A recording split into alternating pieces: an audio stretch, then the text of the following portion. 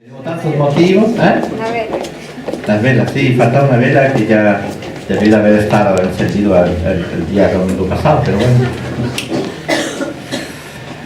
Muy bien, pues seguimos nuestra meditación en este fin de año sobre el mensaje de Jesús a las 7 iglesias. Un mensaje siempre, a veces, fuerte, que nos confronta, ¿no? Nos pone en evidencia delante del Señor y no tenemos que tener miedo de ello. ¿Quién tiene miedo de ponerse delante del Señor? Es con gran respeto que tenemos que hacerlo, ¿verdad? Por una parte, y tenemos que ponernos delante del Dios Altísimo, frente a Él, frente a su presencia, y también estar dispuesto a que Él ponga su mirada sobre nosotros y que nos hable también. Son dos cosas que a veces nos cuesta un poco. Nos gusta alabar, nos gusta cantar, nos gusta hacer muchas cosas, pero ponernos delante de Él y estar dispuesto a que nos confronta con ciertas cosas en nuestras vidas, eso ya es más complicado, ¿verdad? Y es un poco mucho lo que hace Cristo con las iglesias, y en particular con esta iglesia de Tiatira, que es una de las 7 iglesias. Cada una de estas iglesias, hemos visto, tiene sus particularidades. Efeso hemos visto Esmirna, Pérgamo, y estas 3 cartas. No sé si alguien me puede quitar el eco que hay ahí, no sé, el eco que me está molestando un poco. Y me gusta hablar, pero si repito todo lo que digo, no está bien. ¿Verdad? Entonces, en estas 3 primeras cartas hemos visto cómo Jesús habla directamente a las iglesias, a estas comunidades cristianas que existían, que había en la época, y Tiatira también es una de ellas. Y en esta carta se presenta, vemos ahí como Jesús que se pasea en medio de los candelabros, ¿no? de las 7 iglesias, este Jesús que es presente en medio de las 7, que sean iglesias un poco negativo o buenas iglesias, podemos decir, siempre Jesús está, ¿no? Si no estuviera, no sería iglesias, ¿verdad? Eso ya es algo bueno para saber, ¿no? Pero Jesús está, pero también no está siempre conforme con lo que ve, lo que está pasando dentro de la iglesia. Por eso manda un mensaje preciso. Y este fin de año creo que es bueno que, como siempre, hacemos el balance de todo lo que ha ocurrido, lo que va y cómo va. Antes de todo, no es cuestión de hacer un balance de cómo nos ha ido las cuentas, o cómo nos ha ido nuestras vidas, o cómo nos ha ido el matrimonio, o la familia, o el negocio, lo que sea. Eso lo podemos hacer, pero hay un balance que es mucho más importante, es nuestra propia vida delante de Dios. ¿Cómo estamos? Y estas 7 cartas nos vienen a confrontarnos con muchas cosas en nuestras vidas, y probablemente hoy un poco más también. En Pérgamo, Jesús se presentó como aquel que tiene la espada a 2 filos, recordáis, en la boca, que sería su boca. Y en este caso Jesús se presenta de una manera muy inquietante también, porque dice: yo soy el Hijo de Dios. Se presenta a Jesús con esta afirmación para recordar a los de Tiatira que Él es el Hijo de Dios. Efectivamente, los César de la época se nombraban hijos de Dios. Eran los hijos de Zeus, ¿no? Entonces se tomaban como tal. Y es bueno que Jesús recuerda a los cristianos, a la iglesia, el único Señor y Salvador y Señor absoluto es el Hijo de Dios. Por eso dice: yo me presento como el Hijo de Dios, el único, el verdadero. Es una afirmación de poder y de autoridad absoluta. Y dice que tiene ojos como llamas de fuego, veremos después en el texto. Hay un lenguaje de la boca y el lenguaje de los ojos. ¿Estáis de acuerdo? Podemos hablar con la boca, todos, pero decimos mucho con los ojos. Depende cómo miramos, ¿no? O podemos tener ojos enamorados y derretir al otro, no con palabras, sino con los ojos, también. Pero también podemos ser como 2 flechas que salen de los ojos sobre las personas, expresando nuestro disgusto o expresando muchas cosas, ¿verdad? Nosotros las parejas hemos entendido muchas cosas que no hace falta hablar, ¿verdad? Pero con los ojos, una simple mirada, o nos ponemos firmes o nos derretimos también. Depende cómo. En este caso vemos que Jesús se presenta como aquel que tiene las llamas de fuego en sus ojos. ¡Wow! No hay manera de tener una mirada, de esconderse a lo que Él ve. Él conoce, Él juzga, Él conoce el más íntimo de nuestro corazón, de nuestra situación, de lo que hacemos, de lo que no hacemos.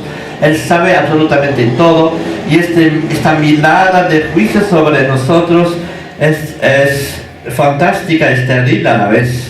Es capaz de penetrar incluso a las llamadas profundidades de Satanás, como veremos en el texto, la magia oculta y todas estas cosas. Él sabe cuando uno se esconde, cuando uno se vive doble vida.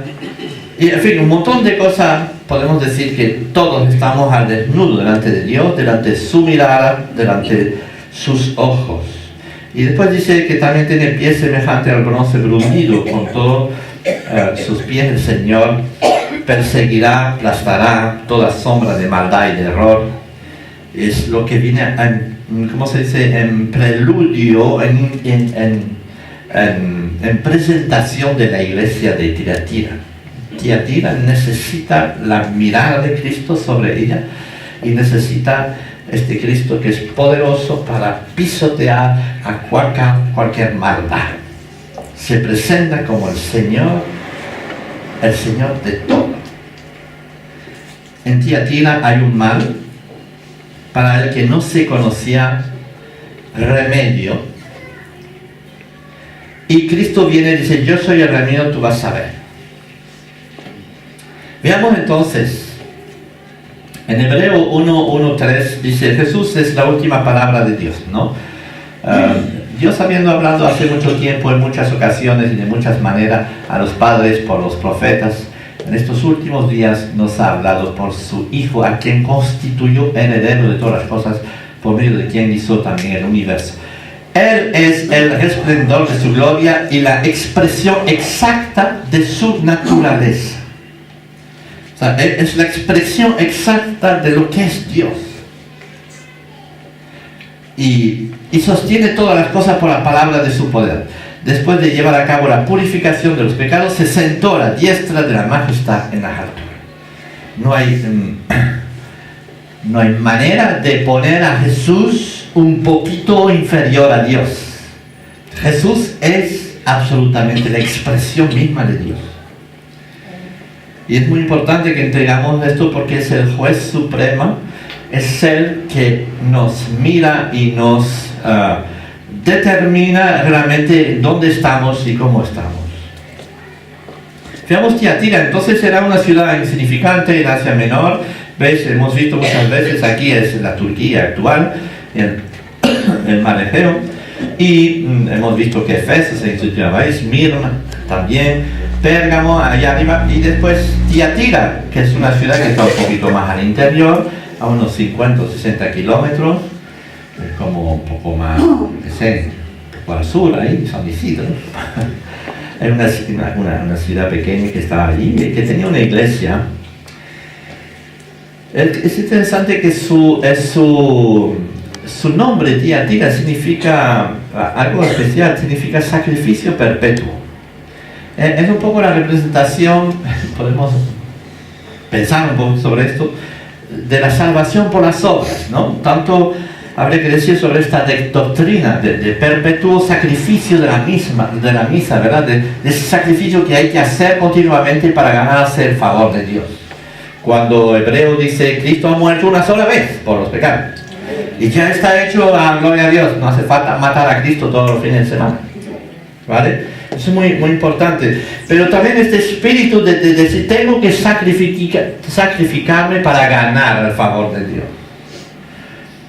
Realmente poner las cosas al revés, del buen sentido. Nosotros somos amados por Dios, por consiguiente, la expresión natural de nuestro amor hacia Dios es que hagamos las obras que Él quiere que hagamos.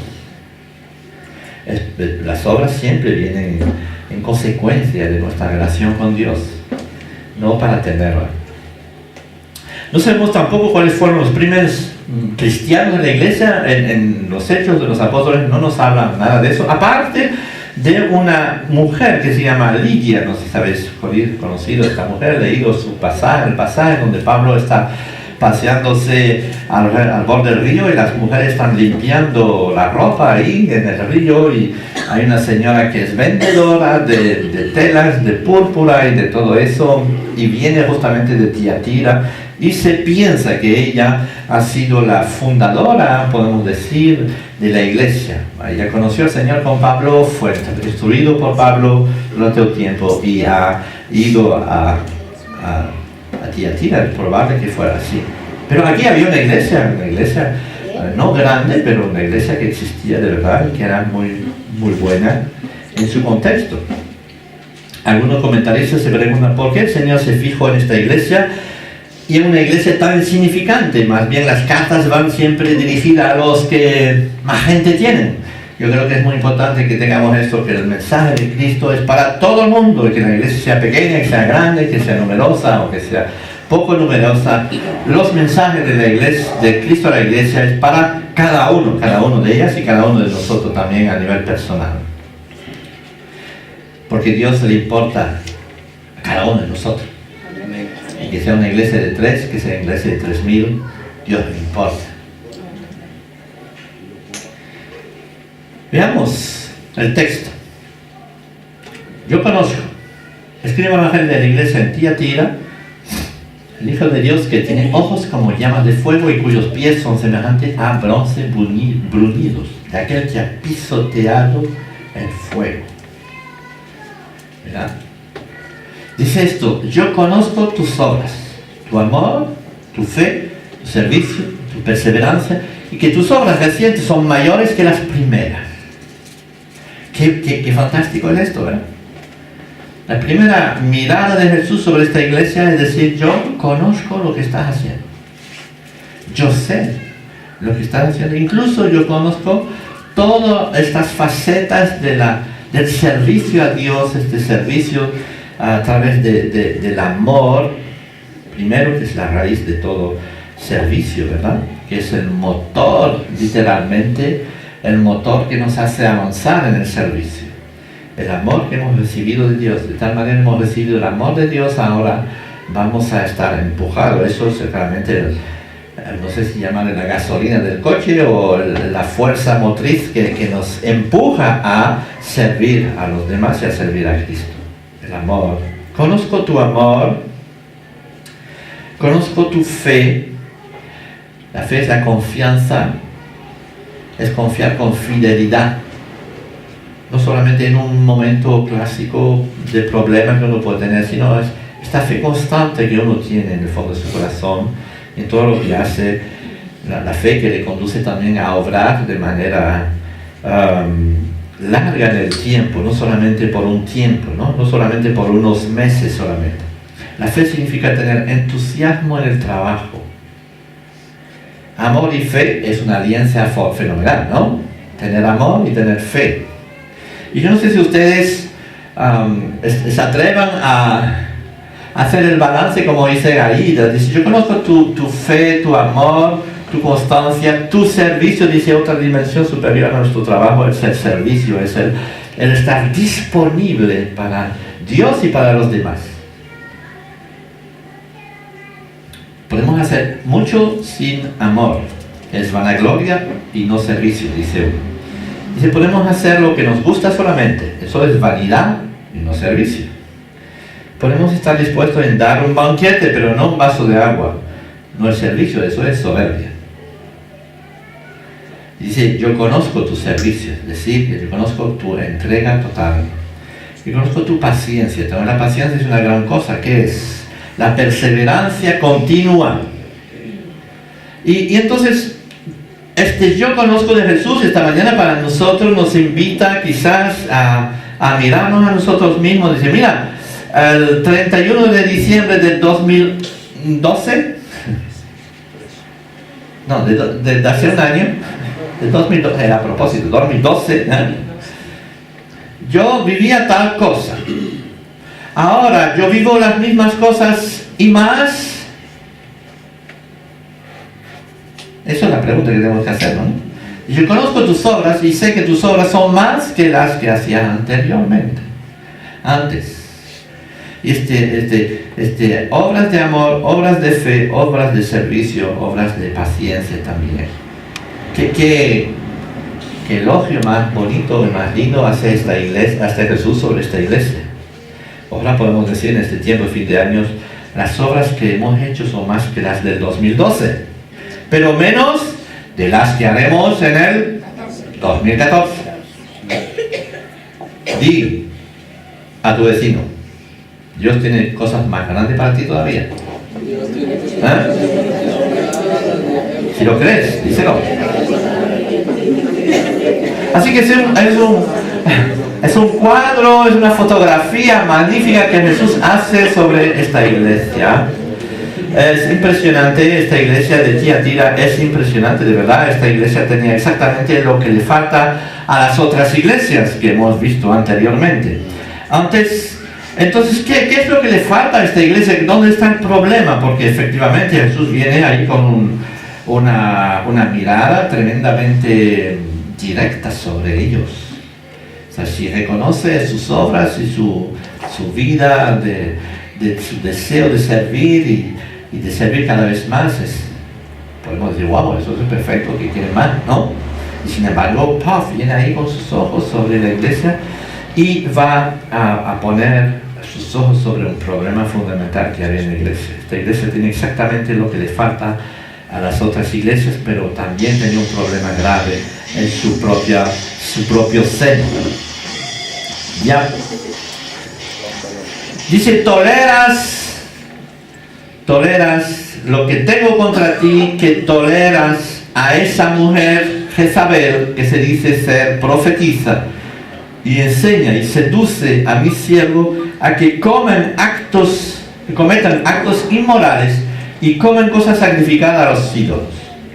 Le he dado tiempo para arrepentirse y no quiere arrepentirse de su inmoralidad. Oh, qué cosa terrible eso, ¿no? Qué cosa es terrible. ¿Qué es lo que le pasaba a esta iglesia? No toleras a esta mujer y le pone un nombre, Jezabel. No sé si ustedes han oído hablar de Jezabel. Algunos dicen que sí, pero la mayoría dice, ni pillo, no sé quién es.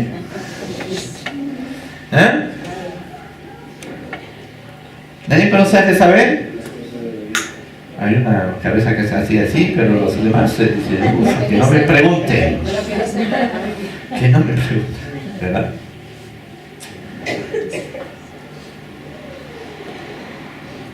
En el caso de esta iglesia, vemos que Jesús está censurando o está poniendo su mirada sobre un problema, que había una gran tolerancia en esta iglesia.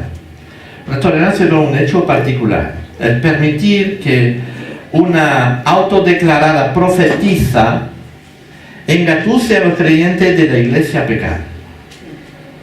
A través de sus enseñanzas, esta señora, no se sabe si era una señora, si era un grupo de señores, si la compara a esta Jezabel, no significa que era forzosamente una señora, no se sabe si era una persona concreta o un grupo de personas o lo que sea, pero sí eran gente que a través de sus enseñanzas, de sus profecías, a través de Dios me dijo, ¿no?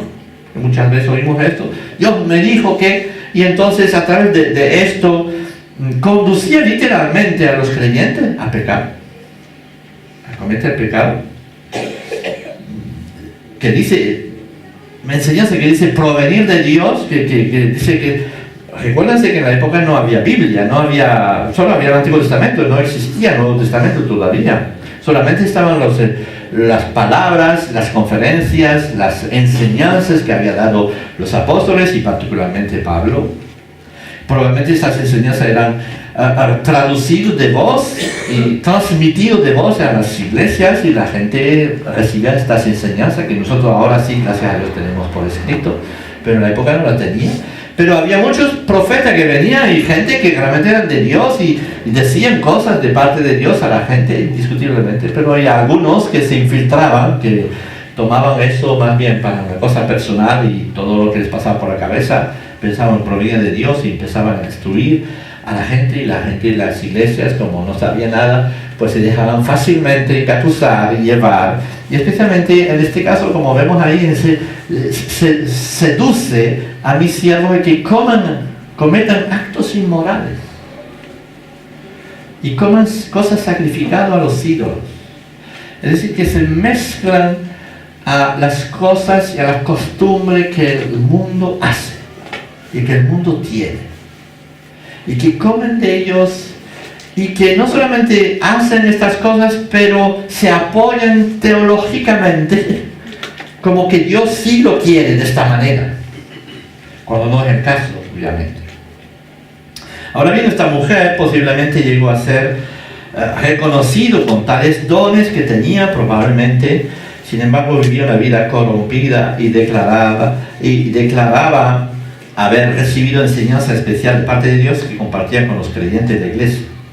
Este nombre simbólico de Jezabel viene del Antiguo Testamento, de una reina de Israel que no era judía, que se casó con el rey Acab, que sí, él era judío, descendiente de los reyes. O sea que Acab ya primero en este caso del Antiguo Testamento cometió el grave error delante de Dios, porque Dios le había prohibido eso, de casarse con una mujer de otro pueblo, porque vino con sus dioses, que vino con sus creencias, que vino con sus brujerías literalmente, y que impuso sus creencias y sus brujerías a todo el pueblo de Israel. Israel terminó por expulsar, por rechazar a todos los profetas de Dios, del cual uno de ellos era Elías, que tuvo que ir a comerse, a recibir su comida de parte de los cuervos en una cueva. No sé si recordáis, habéis leído, es un texto que se encuentra en la Segunda de Reyes, capítulo 9.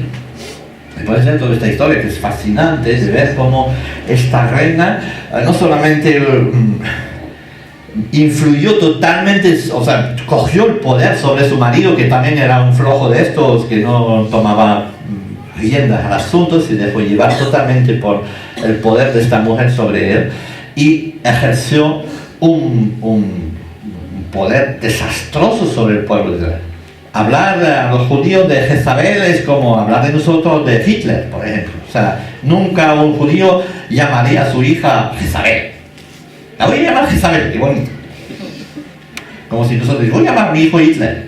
Bueno, que conozco yo, lo sabrá porque hay gente rara, pero en principio no es algo que hacemos, ¿verdad? Entonces, para los judíos, realmente Jezabel era el significado de la persona corrupta total, que no solamente que es corrupta ella misma, pero que lleva a todo el pueblo a la destrucción, a la corrupción, con sus profecías y sus cosas. Y entonces, ahí Jesús en esta carta pone esta imagen de esta señora que está dentro de la iglesia como profeta y que lleva literalmente con su enseñanza, sus profecías, sus cosas, a todo el pueblo a empezar a cometer actos totalmente fuera de la voluntad de Dios. En este caso, esta iglesia puede significar que una persona, un grupo de personas, miembros, vivían en pecado y llevaban a la gente con astucia a pecar. Enseña y seduce. Tiene un discurso que la gente quiere oír, porque les conviene. Porque ellos viven en adulterio, entonces les gusta cuando uno les dice, pero eso no es tan malo, tranquilo, Dios te ama y sigue bendiciéndote. Y así entramos, ¿no? Y es un poco este discurso que Jesús condena literalmente. Esta manera de llevar a la gente a pecar y a continuar en su forma de pecado.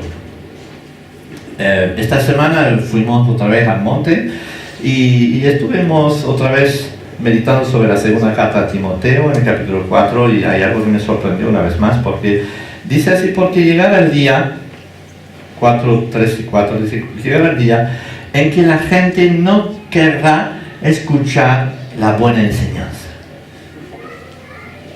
Al contrario, querrán oír enseñanza diferente. Por eso buscarán maestros que les digan lo que quieren oír. ¿Nunca les ha pasado eso? Usted tiene un problema, entonces dice, voy a preguntar a este, ¿tú qué piensas? Y te dice una cosa, ay, no me gusta voy a buscar otro. A ver, hasta que encuentras uno que dice, oh, tranquilo chicos, no pasa nada. Cuando te pone un poco en una situación más tranquila, dice, este es mi profeta. Este es mi consejero, es aquel que voy a hablar, ¿verdad? Dice, la gente buscará gente así, maestros que le digan lo que quieren oír, justamente. La gente no escuchará la verdadera enseñanza, sino que prestará atención a toda clase de cuentos, dice. Eso lo dice Pablo en su época y le advierte a Timoteo de ello. Ten cuidado, porque en los últimos tiempos pasará mucho esto. La gente estará corriendo detrás del profeta no sé qué, detrás del otro, del apóstol no sé cuánto, del no sé qué, no sé cuánto, a buscar lo que le gusta. Y después, tranquilo. Y yo no estoy diciendo eso, que todos los profetas y todos los apóstoles y toda esta gente son mala gente. No vaya a confundir esto. Simplemente digo que esta actitud de ir a buscar lo que más me conviene, tenemos que cuidar mucho de eso. Por eso Pablo dice, tenemos que volver a lo que dice la palabra y estar dispuesto a ser confrontado, puesto en evidencia por la palabra, por lo que dice la palabra.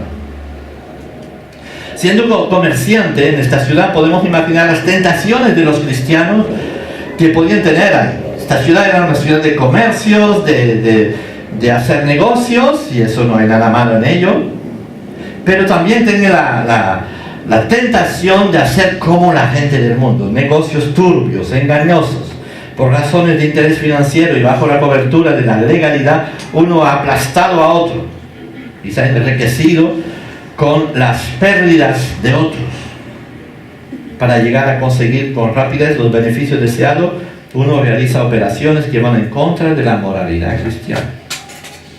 En realidad, Jezabel representa el pecado bajo todas sus formas.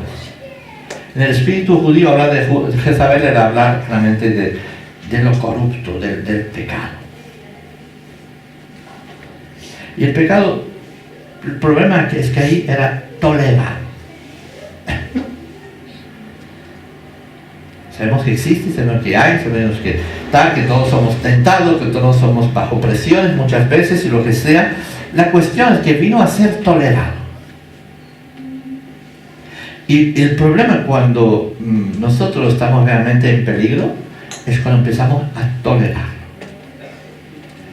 Y dejamos de confrontarnos con él, de oponernos a él. Fácilmente nos oponemos al pecado del otro. Estoy hablando de nuestro pecado, de nuestra manera de ser. Y cuando empezamos a tolerar lo que nos pasa, o lo que tenemos, entonces entramos en este juego. Hemos aceptado a la cohabitación del pecado en nuestras vidas, y en lugar de hacerse más pequeño, se hace más grande. Si le das sitio en tu vida al pecado, se va a hacer siempre más grande, es indiscutible. En realidad, Jezabel representa esto. Y la mirada de Jesús viene como un fuego ardiente sobre ella. Y algunos han permitido esta cohabitación del pecado en sus vidas, y este es el lugar de hacerse más pequeño, se hizo más grande. Y hemos aceptado a Jezabel en medio de muchas iglesias, ¿saben? Es terrible, pero es así. La idolatría, vivimos en un mundo totalmente inmoral que está totalmente bombardeado por una filosofía sobre la sexualidad que es tremenda. Y obviamente no podemos decir que somos exentos de esta influencia dentro de nuestra propia iglesia. Somos bombardeados por un modo de ser que el mundo quiere aplicar, quiere forzar, que todo el mundo entre por ahí. Por ejemplo, esta semana pues, se ha dicho que han votado la ley para restringir el aborto. Yo digo aleluya, gloria a Dios. Pero bien, es todo un tema de discusión y de pelea, y de decir que estás a favor de que no se practica el aborto, entonces ya tienes unas presiones y un bombardeo de gente que va a decir mil cosas. Lo peor es cuando estas presiones a veces vienen desde hasta dentro de la iglesia. Es tremendo, ¿no? Hablamos de la homosexualidad, hablamos de todo tipo de cosas que son condenados literalmente por la Biblia y que hemos acomodado dentro del pensamiento de la iglesia. Y es lo que Dios y Jesús condena esta mañana. No digo que es así en nuestra iglesia, digo que puede ocurrir en nuestras propias vidas, ¿verdad? Hemos aceptado a Jezabel y que nos ha llevado a nuestra sociedad a la inmoralidad sexual, a la idolatría del sexo y sus aberraciones. Tomamos con ligereza el matrimonio, la familia, nuestro cuerpo. Es momento de que volvamos a dejarnos mirar por Cristo. La tolerancia no es una virtud si toleramos el pecado. Recuérdate de eso. La tolerancia puede ser una gran virtud en muchos conceptos y muchas cosas. Pero si es tolerar el pecado, no es ninguna virtud. Así que el problema es la falta de valor para confrontarse al error y lo que no gusta a Dios y que no es de Dios. Es la falta de valor de denunciar, de oponerse, de cortar, de confrontar la justicia, la inmoralidad, la mentira, la maldad, no solo en la vida de los demás, pero ante todo en nuestra propia vida, ¿verdad? Y dice aquí, y hacerlo con amor. ¡Wow! Porque los hay que cogen fácilmente el cuchillo, la ametralladora, la bomba atómica para lanzar sobre los otros. Pero aquí dice todo lo contrario, ¿no? Dice, le he dado tiempo para arrepentirse. Significa que hubo un gran tiempo donde fue confrontado esta mujer con la palabra de Dios, fue confrontado con las predicaciones, fue confrontado por muchas cosas y Dios ha tenido tiempo con esto. Pero saben, hay un momento donde Dios no puede tolerar más. Dios no tolera más. Y dice aquí, la postraré en cama y a los que cometen adulterio con ella los arrojaré en gran tribulación, si no se arrepienten de las obras de ella. Y a sus hijos mataré con pestilencia, y todas las iglesias sabrán que yo soy el que escudriña las mentes y los corazones. Y os daré a cada uno según vuestras obras. Pero a vosotros, a los demás que están en Tiatira, en cuanto no tenéis esa doctrina, que no han conocido las cosas profundas de Satanás, como ellos la llaman, os digo, no os pongo otra carga. Bueno, aquí hay una condena terrible sobre esta manera de tolerar y de acariciar, podemos decir, el pecado en nuestras vidas. Y es el momento, dice, de arrepentirnos y de cortar con ellos. Hay una promesa para terminar. La vida cristiana no es una batalla que uno coge y vence un día y se acabó. La vida cristiana es como toda una guerra de toda la vida, una campaña, ¿no? de batalla tras batallas en nuestras propias vidas. Pero hay una tremenda promesa que Jesús hace a la gente de la iglesia también. No obstante, lo que tenéis, retenerlo hasta que yo venga. Es decir, lo que estáis haciendo, vuestro amor, vuestro servicio, vuestro no sé qué, no sé cuánto, que hemos visto al comienzo, siguen haciéndolo. Y al vencedor, al que guarda mis obras, hasta el fin le daré autoridad sobre las naciones. Wow. Y las regirá con vara de hierro, como los vasos del alfarero son hechos pedazos. Como yo también he recibido la autoridad de mi Padre, y le daré el lucero de la mañana. El que tiene oído, oiga lo que el Espíritu Santo dice a las iglesias. Les daré autoridad sobre las naciones a los que van a vencer. El vencimiento empieza siempre por el arrepentimiento. El vencimiento, la victoria, siempre la obtenemos a los pies del Señor, a los pies de la cruz. Reconociendo, siendo confrontado por la palabra, digo, Señor, tienes razón, me doblego delante de ti, no busco más excusas, te pido perdón porque ya has pagado la cruz por mí, yo sé que tú me perdonas, pero yo me pongo delante de ti. Y te digo, Señor, quiero vivir de manera diferente, dame la fuerza. Y no quiero seguir viviendo entre dos aguas y tratar de disculpar esta situación de mil maneras, incluso justificarme de mil maneras. La victoria empieza siempre en el momento del arrepentimiento, pero Dios después da autoridad. ¿Saben? Es interesante eso. La verdadera autoridad se adquiere con la pureza del alma. La autoridad uno no la recibe porque le han nombrado, o porque le pusieron unos galones, un uniforme, o que le pusieron, yo que sé, un título encima, o lo que sea, muchas cosas. La autoridad en el cristianismo, en la vida cristiana, se obtiene con la pureza del alma. Se obtiene con la santidad. Uno que realmente siente que ha sido perdonado por el Señor y que ahora vive su vida en acuerdo con lo que Dios dice, recibe gran autoridad en su vida. La verdadera autoridad se adquiere con la pureza del alma. Y por eso dice Jesús, regirá las naciones. Interesante esta palabra, regir en este contexto, habla más bien de pastoreará las naciones. Porque no solo va a impartir justicia en el plan castigo y no sé qué, ¿sabes? No es eso lo que está diciendo ahí.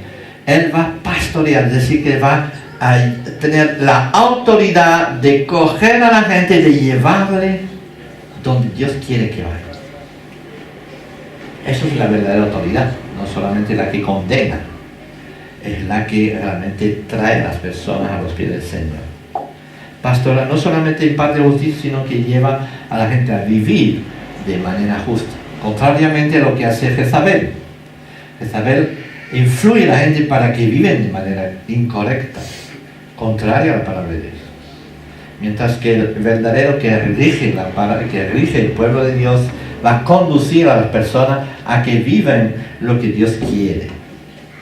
Y dice los vasos como tendrá autoridad como hacen los vasos son hechos pedazos. No sé si habéis visto eso muchas veces, pero parece que era una costumbre universal de los que tienen grandes autoridades, que reciben autoridad antes de irse a la guerra en contra de un pueblo. Los egipcios hacían eso y los de Mesopotamia también lo hacían, tenían esa costumbre de coger yo iba a coger esta mañana y dije, no, pobrecito, no voy a romperlo por aquí. De coger un vaso de barro así y con un martillo y ponía el nombre de los enemigos encima del vaso, y entonces delante de todo el mundo tomaban autoridad, ¿no? Y rompía el vaso delante de todo el mundo para declarar la victoria anticipada, ¿no? Sobre el pueblo que iban a conquistar. Y nosotros también quizás tenemos que declarar esta mañana, de coger el vaso de tantas cosas que nos tienen dominadas. Dice, no, esta mañana vengo delante de ti, Señor, y en tu nombre rompo eso. En tu nombre voy a declarar victoria absoluta, porque tengo autoridad, porque tú me has perdonado, pero ahora me vas a dar la fuerza de vencerlo. Me has perdonado y ahora me vas a dar la visión, la autoridad de caminar en luz de verdad. Entonces cojo eso y lo destruyo delante de ti como victoria. La idea es, esta imagen realmente es lo que dice aquí en este texto. Yo le daré autoridad sobre las naciones y las regirá con vara de hierro, como los vasos del alfarero son hechos pedazos. Y yo también he recibido autoridad de mi Padre, y le daré el lucero de la mañana. El que tiene oído para entender. El lucero de la mañana también es una cosa que es difícil de explicar, qué es lo que quiso decir Jesús en este caso. Hablamos de esta primera estrella que sale por la mañana, la primera que se ve, ¿verdad? Y probablemente los que son vencedores serán los primeros en ver a volver a Cristo por la mañana, cuando volverá, porque va a volver, ¿no? Y Él volverá, y eso es seguro. Y si andamos en pureza de corazón delante de Dios, seremos probablemente los primeros en discernirlo y verlo. Qué extraordinario será. Amén. Dice el texto de la Biblia, sin santidad no veremos a Dios. Así que Él nos dará la estrella de la mañana y veremos su presencia absoluta. Cristo volverá en su gloria y será para nosotros el día más extraordinario de nuestra vida. Amén. Vamos a terminar este momento y reflexionar sobre lo que hemos oído esta mañana, porque creo que hay muchas cosas. Primero Jesús que nos dice, quizás a cada uno de nosotros, yo conozco tus obras, yo sé lo que estás haciendo y sé que no solamente estás reforzando, sino que realmente has hecho cosas grandes. Para mí este año ha pasado muchas cosas. Tus obras antiguas son menores que las que has hecho este año y ahora vas a seguir. Pero también quizás nos dice, sí, pero sabes, tú estás tolerando eso en tu vida y no puede ser. Estás no se puede no se puede jugar con la santidad de Dios.